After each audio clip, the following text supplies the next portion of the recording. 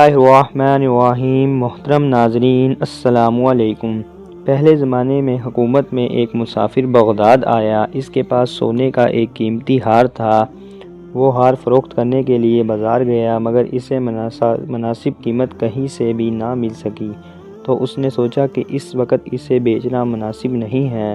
وہ اس کے لیے مکہ جانا چاہتا تھا۔ اس نے لوگوں سے اچھے شخص کا پوچھا اور ایک امانت رکھوانے کے لیے کہا، مجھے کسی امین کا پتہ بتائیں۔ لوگوں نے کہا کہ فلاں بازار میں ایک عطر فروش ہے جو کہ نہایت امین ہے، اگر کچھ امانت رکھوانی ہے تو اس کے پاس رکھواؤ۔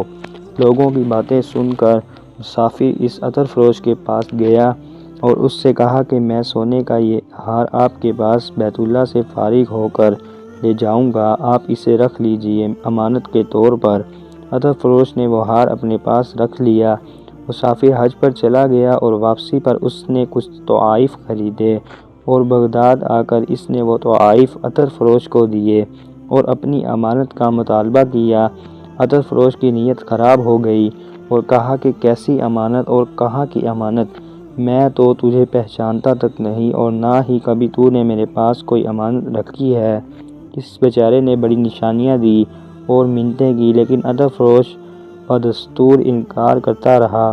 وہ شہر کے چند معززین سے ملا اور عطر فروش کی خیانت کی شکایت کی تو سب لوگوں نے اسے جھوٹا قرار دیا اور عطر فروش کو سچا کہا۔ عرض یہ کہ پورے بغداد میں کسی نے بھی اس کی حمایت نہ کی۔ مجبور ہو کر اس نے ارددول کے نام درخواست لکھی جس میں اس نے عطر فروش کی خیانت کی شکایت کی اور اس نے اپنے لیے داد رسی کی درخواست کی۔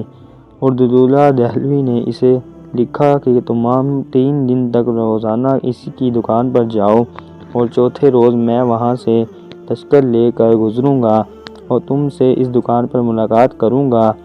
لٹا ہوا مسافر 3 دن تک عطر فروش کی دکان پر جاتا رہا لیکن ہر دفعہ عطر فروش اسے پہچاننے سے انکار کر دیتا۔ چوتھے دن وہ عطر فروش کی دکان پر بیٹھا تھا اور اردتولہ اپنے لاؤ لشکر کے ساتھ وہاں سے گزرا اور اسے دیکھ کر رک گیا اور شکوہ کرنے لگا کہ مجھے افسوس ہے کہ آپ بغداد آئے ہوئے ہیں لیکن آپ نے مجھ سے ملاقات تک نہیں کی، جبکہ میں آپ کو دل میں ہمیشہ یاد کرتا ہوں۔ آپ ہم پر ایسا ظلم تو نہ کریں۔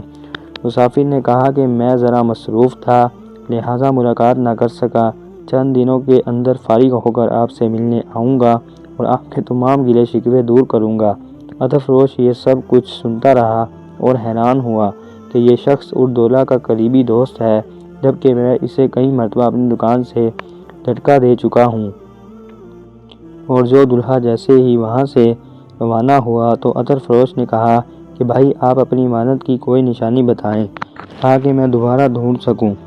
مسافر نے ہار کی نشانی بتائی تو تھوڑی دیر کے بعد وہ ہار لے کر آیا اور کہا کہ آپ یقین کریں کہ میں بددیانت نہیں ہوں مگر آپ کی امانت میرے ذہن سے اتر چکی تھی۔ مسافر نے ہار لیا اور سیدھا دلہا کے پاس چلا گیا۔ اسے تمام ماجر ارددولہ نے بددیانت عطر فروش کی گرفتاری کا حکم دیا۔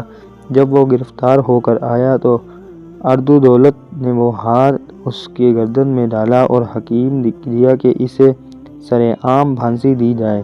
چنانچہ اس بددیانتی کو بغداد کے مرکزی چوراہے پر پھانسی دی گئی اور 3 دن تک وہ سونے کا ہار بھی اس کی گردن میں آویزاں رہا۔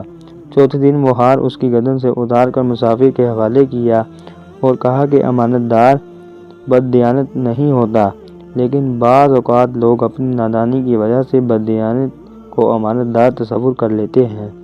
دوستو، اگر آپ کو آج کی ویڈیو پسند آئی ہو تو ہماری ویڈیو کو لائک کرنا اور چینل کو سبسکرائب کرنا۔